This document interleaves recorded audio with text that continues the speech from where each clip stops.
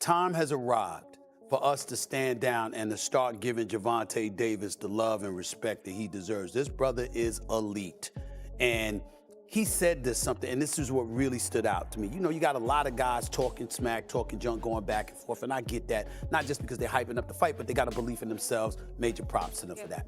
Gervonta Davis looked him in the face weeks ago. He said, I'm telling you right now, you ain't ready. Yeah. Okay? You're not ready yet. He said, you good, but you're not ready. Yeah. He said, and he went just like this. He said, you really, really should have waited because I'm going to take you in the deep waters and you ain't ready. Gervonta Tank Davis, let's make the fight happen, man. I'm tired of tweeting. I'm tired of talking about it. Stop ducking me and let's make the fight happen, man. Come on.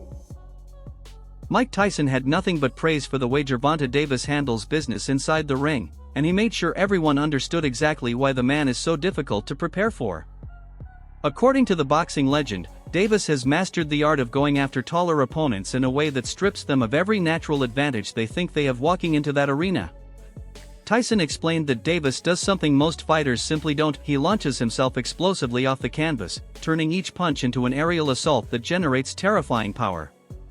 It is an unconventional approach, almost chaotic to watch, yet undeniably effective. Taller fighters who rely on their reach and their angles find themselves completely thrown off, because Davis is not playing by the rules they trained to counter. People fighting taller people because when he fights, he catapults himself, he pushes himself in the air, so it makes it very difficult to stop his attack. Because it's very awkward when you're in the air. Normally you have no power, but the way in which he catapults himself is almost like a gun being fired at you, and he flies right into you, every ounce of power he has. Stephen A. Smith showed interest in. Stephen A. Smith made it crystal clear that he is fully locked in on the Gervonta Davis conversation, and he is not shy about who he wants to see the Baltimore native step into the ring with next. During his passionate breakdown, Smith threw out the names Shakur Stevenson and Teofimo Lopez as the two matchups he believes would set the boxing world on fire, calling both potential showdowns must-see television for fans hungry for real star power collisions. But Smith did not stop there.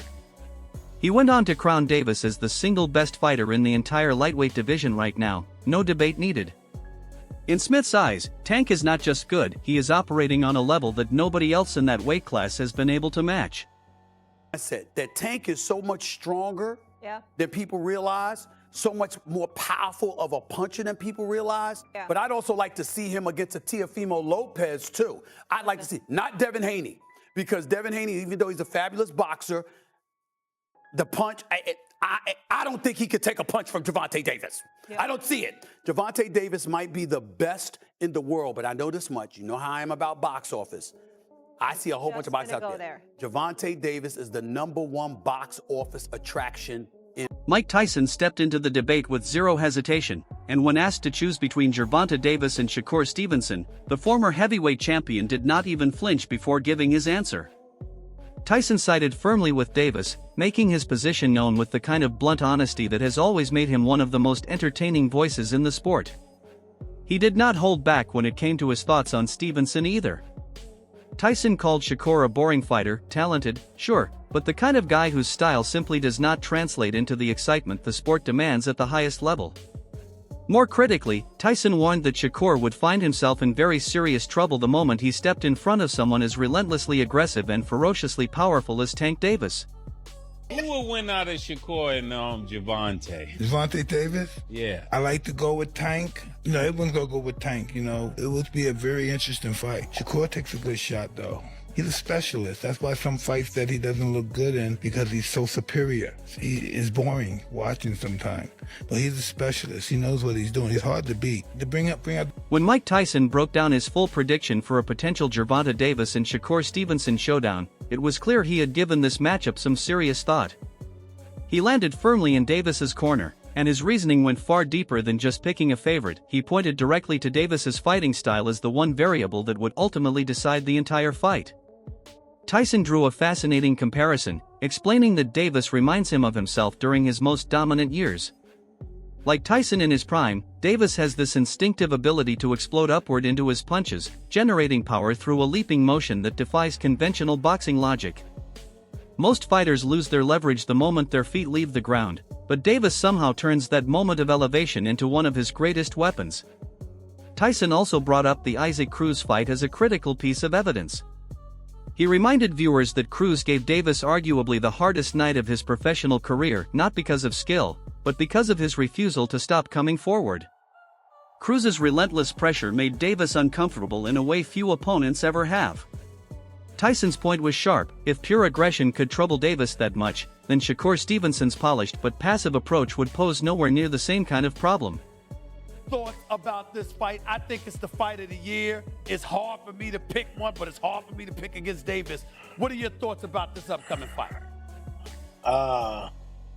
See, I kind of lean towards Davis a little because of his style of fighting, and what makes him different than most fighters that I once did is when he punches, he catapults himself in the air. And normally in the air, you're out of position, you have no leverage.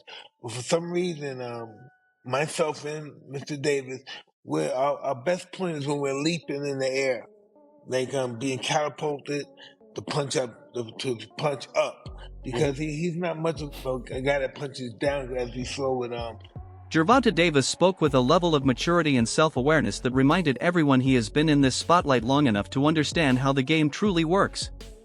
He acknowledged that no matter how many opponents he defeats, no matter how convincing the performances are, the finish line simply does not exist in this sport. Davis said it plainly: the moment one name gets crossed off the list, another one appears. Victory never brings the silence people might expect. There will always be a next challenger, a next storyline, a next mountain to climb. He made it clear that he accepted that reality, understanding that the work only ends when he decides to walk away from it all for good. Gervonta Davis was not about to let anyone hand Shakur Stevenson a crown he has not earned, and he made that position known with complete confidence. Davis pointed out a glaring issue that he believes the boxing world has been too polite to address: Shakur has yet to truly prove himself at 135 pounds, and the resume simply does not support the kind of praise being thrown his way.